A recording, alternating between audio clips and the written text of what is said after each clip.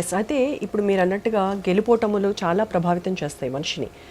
గెలుపు వచ్చినప్పుడు పొంగిపోవడము, ఓటమి వచ్చినప్పుడు కుంగిపోవడము ఇవి కాకుండా స్టేబుల్గా ఉండి లాయల్గా ఉంటే ఖచ్చితంగా ఏదో ఒక రోజు మనకి గుర్తింపు వస్తుంది అని అంటారు. అది మీ ప్రస్థానం చూస్తే ఖచ్చితంగా మోస్ట్ ఇన్స్పైరింగ్ స్టోరీ మీది.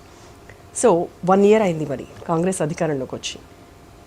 ఏం చేశారు ప్రజలకు? మీరు ఇచ్చినటువంటి హామీల్లో ఎన్ని అమలు చేశారు అంటే యువర్ ఆన్సర్. మెజారిటీ అంశాలు ఇప్పుడు ఎన్నికలకు ముందు మనం మేనిఫెస్టో రూపకల్పన కూడా నేనున్నాను.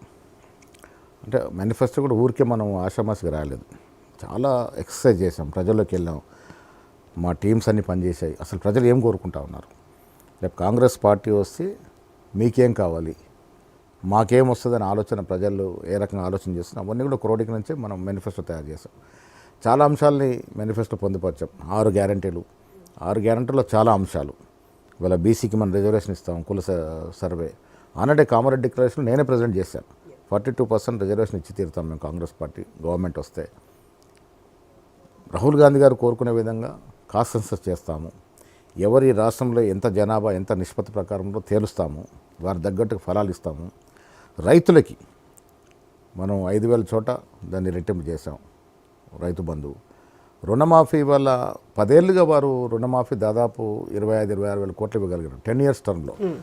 మనం వచ్చిన 9 monthsలో 22,000 కోట్లు ఇచ్చాం. అంటే కమిట్మెంట్ 31,000 కోట్లైనా 22,000 కోట్లు ఇవ్వగలిగినాం. అంటే 1 year ఇన్సూరెన్స్ కూడా మీరు చెప్పింది December 9th కదా? ఎస్, December 9th అన్నారు, బట్ ఇది డిలే అయింది కదా? 10 ఏళ్ళకి పోలిసి ఈ 1 month 2 months డిలే పెద్ద ఇది కాదు. రైతు బంధు కూడా విడతలుగా ఇస్తున్నాం, ఇప్పుడు కూడా మళ్ళీ వేస్తూ ఉన్నాము.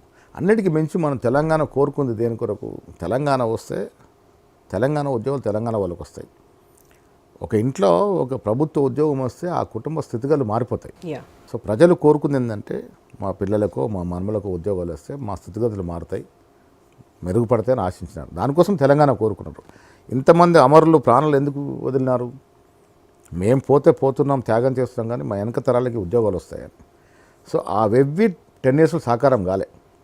10 ఏళ్లలో కేసీఆర్ గారు ఇచ్చిన ఉద్యోగాల సంఖ్య 55,000 దాటలే ప్రభుత్వ ఉద్యోగాలు. అంటే సగటున సంవత్సరానికి 5,000 ఉద్యోగాలు ఇవ్వగలిగినారు.